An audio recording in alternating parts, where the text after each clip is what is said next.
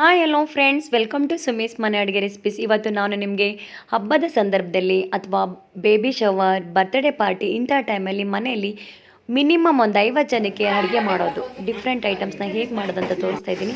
Almost ನಾನು ಒಂದು 3/4% ಎಲ್ಲ ಐಟಮ್ಸ್ನೂ ಅಪ್ಲೋಡ್ ಮಾಡೋಕ್ಕೆ ಟ್ರೈ ಮಾಡಿದ್ದೀನಿ.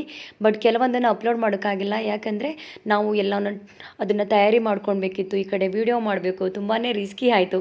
ಅಡುಗೆ ಮಾಡೋದು ಸುಲಭ, ಬಟ್ ಆ ವೀಡಿಯೋ ಮಾಡೋದು ತುಂಬಾ ಕಷ್ಟ ಆಯಿತು.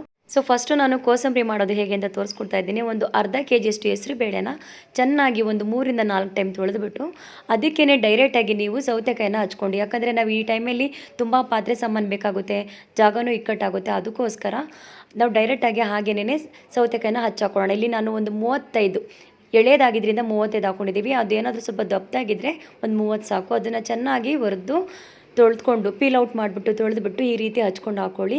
ಮತ್ತು ಇದನ್ನು ಚೆನ್ನಾಗಿ ತಿರುಗಿಸ್ಕೊಳ್ತಾ ಇರಬೇಕು. ಮಿಕ್ಸ್ ಮಾಡ್ಕೊಂಡಾಗ ಹೆಸರುಬೇಳೆ ಆ ಸೌತೆಕಾಯಿ ರಸದಲ್ಲೇ ಚೆನ್ನಾಗಿ ನೆನ್ಕೊಳ್ಳುತ್ತೆ. ಸೊ ಇದಕ್ಕೆ ನಾವು ಒಂದು 6 ಕ್ಯಾರೆಟ್ನ ಪೀಲ್ ಔಟ್ ಮಾಡಿಬಿಟ್ಟು ಅದನ್ನು ತೊಳೆದು ತುರ್ಕೊಂಡು ಹಾಕ್ಕೊಂಡಿದ್ದೀವಿ. ಹಾಗೆ ಒಂದು ಹೋಳು ತೆಂಗಿನಕಾಯಿನ ಚೆನ್ನಾಗಿ ತುರ್ಕೊಂಡು ಹಾಕ್ಕೊಂಡಿದ್ದೀರಿ. ಹಾಗೆ 1-2 ದಾಳಿಂಬೆ, 1 ಕಟ್ಟು ಕೊತ್ತಂಬರಿ ಸೊಪ್ಪನ್ನ ಅದನ್ನು ಕೂಡ ನೀಟಾಗಿ ಕ್ಲೀನ್ ಮಾಡಿ ತೊಳೆದಿಟ್ಕೊಂಡು ಸಣ್ಣದಾಗಿ ಹಚ್ಚಿ ಹಾಕ್ಕೊಂಡು ಮಿಕ್ಸ್ ಮಾಡ್ಕೊತಾ ಇದ್ದೀರಿ. ಮತ್ತು ಇದಕ್ಕೆ ನೀವು ಸಾಲ್ಟು ಮತ್ತು ನಿಂಬೆ ಹಣ್ಣನ್ನ ಲಾಸ್ಟಲ್ಲಿ ಹಾಕ್ಕೊಳ್ಳಿ. ಇನ್ನೇನು ನಾವು ಸರ್ವ್ ಮಾಡೋದು ಒಂದು 5 ಮಿನಿಟ್ಸ್ ಇದೆ ಅಂದಾಗ ಹಾಕ್ಕೊಳ್ಳಿ, ಯಾಕಂದರೆ ಅದು ನೀರು ಬಿಟ್ಕೊಂಡು ಬಿಡುತ್ತೆ, ಆಗ ಸ್ಮೆಲ್ ಬಂದುಬಿಡುತ್ತೆ, ಇಲ್ಲಾಂದರೆ ಅಲಸೋಗುತ್ತೆ. ಅದಕ್ಕೋಸ್ಕರ ಅದನ್ನು ಲಾಸ್ಟಲ್ಲಿ ಹಾಕ್ಕೊಳ್ಳಿ. ಇದಕ್ಕೆ ನಾವು ಪೆಪ್ಪರ್ ಪೌಡ್ರನ್ನ ಹಾಕ್ಕೊತಾ ಇದ್ದೀವಿ. 1-2 ಸ್ಪೂನಷ್ಟು ಪೆಪ್ಪರ್ ಪೌಡ್ರ್ ಹಾಕ್ಕೊತಾ ಇದ್ದೀವಿ. ನೀವು ನಿಂಬೆಹಣ್ಣು ಒಂದು ಪೂರ್ತಿಯಾದ ನಿಂಬೆಹಣ್ಣು ಹಾಕ್ಕೊಳ್ಳಿ, ಇಲ್ಲ ಹುಳಿ ಜಾಸ್ತಿ ಬೇಕು ಅಂತ ಅಂದರೆ 1-2 ನಿಂಬೆಹಣ್ಣು ಹಾಕ್ಕೊಳ್ಬೋದು. ಹಾಗೆ ಸಾಲ್ಟನ್ನ ನೋಡ್ಕೊಂಡು ಹಾಕ್ಕೊಳ್ಳಿ, 1-2 ಸ್ಪೂನ್ ಸಾಕು. ಈಗ ಇದಕ್ಕೆ ಒಗ್ಗರಣೆ ಮಿಕ್ಸ್ ಮಾಡ್ಕೊಳ್ಳೋಣ.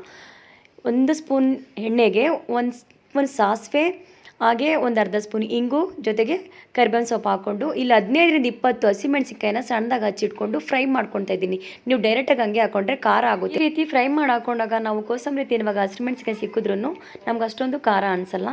ಸೊ ಇದನ್ನೆಲ್ಲ ಮಿಕ್ಸ್ ಮಾಡ್ಕೊಂಡು ಹಾಕೊಳ್ಳೋಣ. ಆಮೇಲೆ ನಾನು ಹೇಳ್ದಾಗೆ ಮೊದಲೇ ಲಾಸ್ಟಲ್ಲಿ ನೀವು ಒಂದು 5 ಮಿನಿಟ್ಸ್ ಇರುವಾಗ ನಿಂಬೆಹಣ್ಣು ಮತ್ತು ಸಾಲ್ಟನ್ನ ಆ್ಯಡ್ ಮಾಡ್ಕೊಳ್ಳಿ. ಈಗ ಇನ್ನೊಂದು ಸ್ಟವ್ ಮೇಲೆ ನಾವು ಬಾಣಲಿನ ಇಟ್ಕೊಂಡು ಅದಕ್ಕೆ ಒಂದು ಸ್ವಲ್ಪ ಎಣ್ಣೆ ಹಾಕ್ಕೊಂಡು, ಎಣ್ಣೆ ಹಾಕಾದ್ಮೇಲೆ ಒಂದೊಂದೇ ಹಪ್ಪಳನ ಹಾಕ್ಕೊತಾ ಇದ್ದೀವಿ. ಇದು ಮನೇಲಿ ಮಾಡಿದಲ್ಲ, ಅನಿಲ್ ಹಪ್ಪಳನೇ ಹಾಕ್ಕೊಂಡಿರೋದು. ಸೊ 3 ಮೆಂಬರ್ಸ್ ಇದ್ದರೆ ಸಾಕು. ಮನೇಲಿ ಹೆಲ್ಪ್ ಮಾಡೋರು ಒಂದು 3 ಮೆಂಬರ್ಸ್ ಇದ್ದರೆ ಆರಾಮಾಗಿ ನಾವೇ ಅಡುಗೆ ಮಾಡ್ಕೊಳ್ಬೋದು. ಇದಕ್ಕೆ ಅಂತ ಸಪ್ರೇಟಾಗಿ ಹೋಟ್ಲಿಗೆ ಹೋಗೋದು ಅಥವಾ ನಾವು ಇಲ್ಲ ಭಟ್ರನ್ನ ಕರೆಸೋದು, ಕ್ಯಾಟ್ರಿಂಗ್ ಮಾಡೋದು ಇದೆಲ್ಲ ಬೇಕಾಗಿಲ್ಲ, ನಾವೇ ಮಾಡ್ಕೊಳ್ಬೋದು. ಆದಷ್ಟು ನಾನು ನಿಮಗೆ ಹೇಗೆ ಮನೇಲಿ ಮಾಡೋದು ಅನ್ನೋದಕ್ಕೆ ಎಲ್ಲ ಐಟಮ್ಸ್ನೂ ಅಪ್ಲೋಡ್ ಮಾಡೋಕ್ಕೆ ಟ್ರೈ ಮಾಡ್ತಾಯಿದ್ದೀನಿ. So thanks for watching my channel. ನಿಮ್ಮ ಸಪೋರ್ಟ್ ಹೀಗೆ ಇರಲಿ.